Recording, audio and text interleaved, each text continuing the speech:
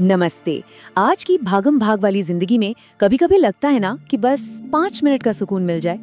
चलिए आज एक ऐसी ही प्रैक्टिस को समझते हैं जो किसी भी व्यस्त दिन में ठहराव का एक पल ला सकती है। ये बौद्ध फिलॉसफी से निकली है, लेकिन इसे कोई भी कर सकता है। ये जो प्रैक्टिस है ये बौद्ध परंपरा से आती है और कमाल की बात ये है कि इसमें सिर्फ 5 मिनट लगते हैं। सुनने में भले ही आसान लगे, पर इसका हमारे मन और जिंदगी पर बहुत गहरा असर पड़ सकता है। तो चलिए इस सफर पर साथ निकलते हैं और देखते हैं कि ये हमें कहाँ ले जाता है। इस पूरे प्रैक्टिस का जो सार है वो हार्ट सूत्र की इस एक लाइन में छिपा है, जो बौद्ध धर्म का एक बहुत ही जरूरी ग्रंथ है। ये हमें सिखाता है कि जो कुछ भी हम देखते हैं, महसूस करते हैं, वो असल में खाली है। चलिए इस गहरे विचार पर अपना ध्यान लगाते हैं। तो ठीक है, शुरुआत कैसे करें?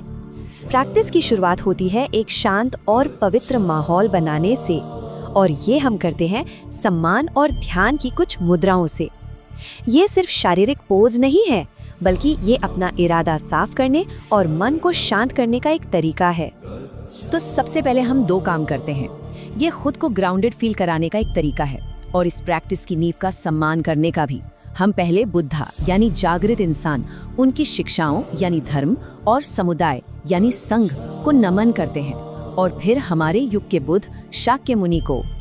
चलिए अब इस प्रैक्टिस के दिल में उतरते हैं, हार्ट सूत्र पर थोड़ा सोचते हैं, मनन करते हैं, देखते हैं कि ये कैसे हमें जिंदगी की गहरी सच्चाइयों पर ध्यान लगाने में मदद करता है।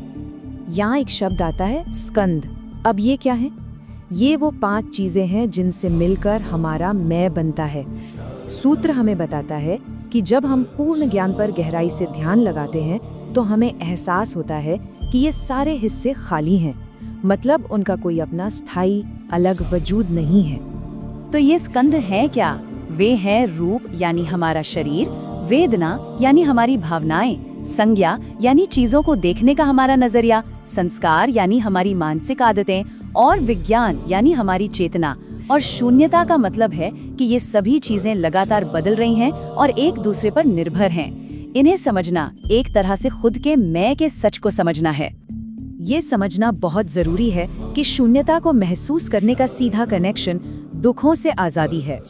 जब हम ये समझ जाते हैं कि हमारे मैं को बनाने वाली ये चीजें परमानेंट नहीं है, तो हम दुख और पीड़ा से भी मुक्त हो जाते हैं।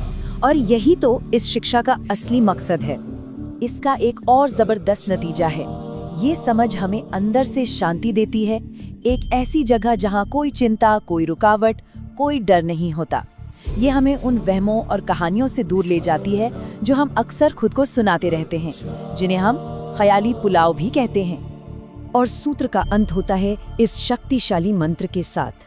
ये मंत्र एक तरह से इस पूरे ज्ञान का निचोड़ है। ये ज्ञानोदय के लिए, जागृति के लिए एक पुकार है। इसका मतलब है चले गए, पार चले गए, पूरी तरह से पार चले गए, जागृति में स्थापित हो गए। ये हमें बदलाव के सफर पर ले जाता है। तो ये प्रैक्टिस सिर्फ अपने अंदर झांकने तक ही सीमित नहीं है। अब हम देखते हैं कि कैसे ये हमें एक रास्ते पर ले जाती है और हमें दुनिया से एक नए तरीके से जुड़ने में मदद करती है। शरण लेने का मतलब है एक तरह का कमिटमेंट, एक वादा, जागृति के रास्ते पर चलने का, उसकी शिक्षाओं को अपनाने का और उसके समुदाय का हिस्सा बनने का।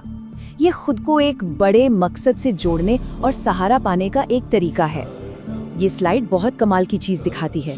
देखिए कैसे इस प्रैक्टिस से मिला पुण्य हमारी सोच को बदल देता है। हम स्वार्थ से निकलकर सबके लिए करुणा की तरफ बढ़ते हैं। जहाँ पहले हम चीजों से चिपकते थे, अब हम देना सीखते हैं। लालच की जगह रास्ता दिखाना सीखते हैं, और सिर्फ मैं पर ध्यान देने के बजाय सबको आजाद करने की सोचते हैं। ये जो शब्द हैं, ये समर्पण के शब्द हैं। ये इस प्रैक्टिस का एक बहुत ही उदार और करुणामय अंत है। मतलब हम इस प्रैक्टिस से मिले फायदे को सिर्फ अपने तक नहीं रखते, बल्कि उसे हर जीवित प्राणी के साथ बांटते हैं, ताकि वे भी भ्रम और दुख से बाहर निकल सकें। तो ये 5 मिनट सिर्फ एक शुरुआत है। ये एक बीज की तरह है जिसे आप रोज सींचकर एक गहरी आदत बना सकते हैं। चलिए देखते हैं कि इस प्रैक्टिस को और आगे कैसे बढ़ाया जा सकता है, इसे जिंदगी का एक जरूरी हिस्सा कैसे बनाया जा सकता है।